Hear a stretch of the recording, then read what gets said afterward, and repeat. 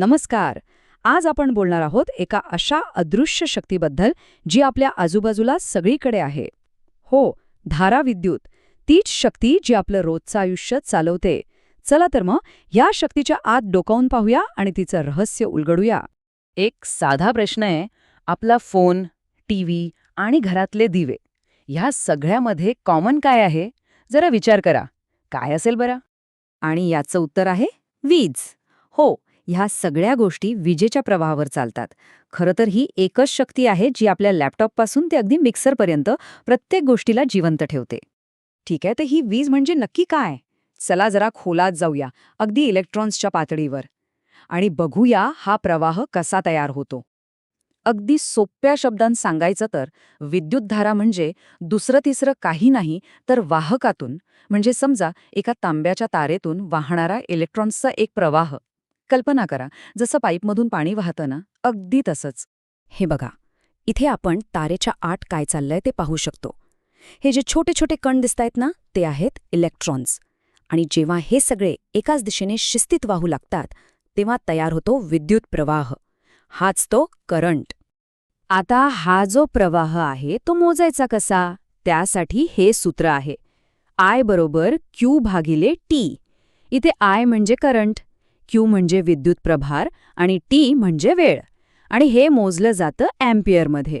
म्हणजे एका सेकंदात किती चार्ज एका ठिकाणाहून दुसऱ्या ठिकाणी जातो हेच हे सूत्र आपल्याला सांगतं. सोपं आहे नाही का? बरं, पण हे इलेक्ट्रॉन्स स्वतःहून का वाहतात? त्यांना कोणती तरी शक्ती ढकलत असणार, बरोबर? आणि त्यांच्या रस्त्यात काही अडथळा येतो का? चला, आता या प्रवासामागचा दाब आणि अडथळा या दोन्ही गोष्टी समजून घेऊया. तर इलेक्ट्रॉन्सना पुढे ढकलणारा जो पुश किंवा दाब आहे ना, त्यालाच म्हणतात विभवांतर, किंवा सोप्या भाषेत व्होल्टेज. हा दोन ठिकाणच्या ऊर्जेतला फरक आहे जो इलेक्ट्रॉन्सना अक्षरशः पुढे सरकायला भाग पाडतो. हे चित्र बघा, म्हणजे लगेच कळेल. जसा एखादा चेंडू उंच जागेवरून आपोआप खाली येतो, तसंच काहीसं इथे होतं. वीज नेहमी जास्त ऊर्जेच्या ठिकाणाहून कमी ऊर्जेच्या ठिकाणाकडे वाहते. आणि हा जो ऊर्जेतला फरक आहे ना, तोच म्हणजे व्होल्टेज. ह्याच दाबामुळे वीज वाहते. आता जर व्होल्टेज म्हणजे ढकलणारी शक्ती असेल, तर एक अडवणारी शक्ती पण असणारच, बरोबर? यालाच म्हणतात प्रतिरोध किंवा रेझिस्टन्स. हा प्रवाहाच्या मार्गातला एक नैसर्गिक अडथळा आहे, जणू काही स्पीड ब्रेकर. ही इमेज बघा, अगदी परफेक्ट आहे. प्रतिरोध म्हणजे काय? तर एखाद्या रुंद रस्त्यावरून जाताना अचानक येणारी अरुंद गल्ली. जसं तिथे वाहतूक मंदावते, तसंच प्रतिरोध इलेक्ट्रॉनचा वेग कमी करतो. त्यांना पुढे जाणं कठीण होतं. आणि हा अडथळा म्हणजे हा रेझिस्टन्स किती असेल हे काही गोष्टींवर ठरतं. जसं की तार किती लांब आहे, ती किती जाड किंवा बारीक आहे, ती कोणत्या मटेरियलची बनली आहे, आणि हो, तिथलं तापमान किती आहे यावर सुद्धा. ओके, तर आता आपल्याकडे 3 महत्त्वाचे खेळाडू आहेत: करंट, व्होल्टेज आणि रेझिस्टन्स. आता ह्या तिघांना एकत्र आणणारा, त्यांच्यातला संबंध स्पष्ट करणारा एक खूप महत्त्वाचा नियम आहे, आणि तो म्हणजे ओहमचा नियम. ओहमचा नियम काय सांगतो? V बरोबर I गुणिले R. इथे जो त्रिकोण दिलाय ना, तो हे सूत्र लक्षात ठेवायला खूप सोपा आहे. याचा अर्थ काय? सरळ आहे. दाब म्हणजे व्होल्टेज वाढवला की करंट वाढतो, आणि अडथळा म्हणजे रेझिस्टन्स वाढवला की करंट कमी होतो. बघा, इथल्या उदाहरणात 10 व्होल्ट्स आणि 5 ओहम रेझिस्टन्स असेल तर करंट मिळतो 2 अँपिअर. किती सोपं आहे. ठीक आहे, हे सगळं थिअरी झालं, पण प्रत्यक्षात विजेकडून काम कसं करून घ्यायचं? त्यासाठी आपल्याला विजेला वाहण्यासाठी एक पूर्ण बंदिस्त मार्ग द्यावा लागतो, आणि या मार्गालाच म्हणतात इलेक्ट्रिक सर्किट. कोणत्याही साध्या सर्किटमध्ये या 3 गोष्टी हव्यातच.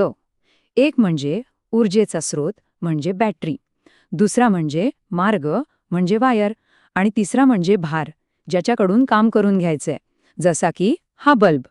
आणि हो, हे सगळं कंट्रोल करण्यासाठी एक स्विच. जेव्हा आपण स्विच ऑन करतो तेव्हाच हा मार्ग पूर्ण होतो आणि आपला दिवा लागतो. आता ही सर्किट जोडण्याचे दोन मुख्य प्रकार आहेत. एक श्रेणी म्हणजे सिरीज आणि दुसरा समांतर म्हणजे पॅरलल. सिरीजमध्ये बघा, प्रवाहासाठी एकच रस्ता आहे, त्यामुळे रेझिस्टन्स वाढतो आणि दिवे थोडे मंद लागतात. ह्या उलट पॅरललमध्ये प्रवाहाला जायला अनेक रस्ते मिळतात, त्यामुळे रेझिस्टन्स कमी होतो आणि दिवे एकदम तेजस्वी लागतात. आपल्या घरातली सगळी वायरिंग पॅरलल असते, म्हणूनच तर एक बल्ब गेला तरी बाकीचे सुरू राहतात. चला आता शेवटच्या टप्प्याकडे जाऊया. ही वीज जे काम करते ते मोजायचं कसं आणि ऊर्जा आणि शक्ती म्हणजे काय ते पाहूया. विद्युत ऊर्जा म्हणजे एका ठराविक वेळेत करंटने केलेलं एकूण काम. आपण जे विजेचं बिल भरतो ना, ते याच ऊर्जेचं असतं. आपल्या घरातला मीटर हेच मोजतो, किलोवॅट तास या युनिटमध्ये. म्हणजे आपण किती वीज वापरली हेच ती ऊर्जा सांगते. आणि मग शक्ती म्हणजे पॉवर म्हणजे काय? तर ही ऊर्जा वापरण्याचा वेग. जसं गाडीचा स्पीडोमीटर आपल्याला वेग सांगतो, तसंच पॉवर आपल्याला सांगते की ऊर्जा किती फास्ट वापरली जाते. आणि हे मोजलं जातं वॉट्समध्ये. तर मग आपण जे काही शिकलो ते सगळं या एका चित्रात एकत्र येतं. बघा, व्होल्टेजमुळे करंट वाहतो, रेझिस्टन्स त्याला अडवतो आणि या दोघांना ओहमचा नियम एकत्र बांधतो. आणि याच सगळ्याचा वापर करून आपल्याला मिळते ऊर्जा आणि शक्ती, ज्यामुळे आपली सगळी उपकरणं चालतात. किती छान जोडलंय ना सगळं.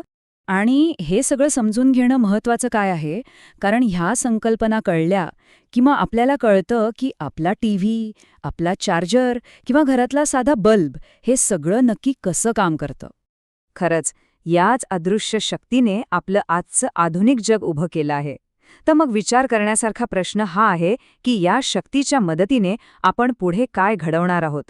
भविष्य आपल्या हातात आहे.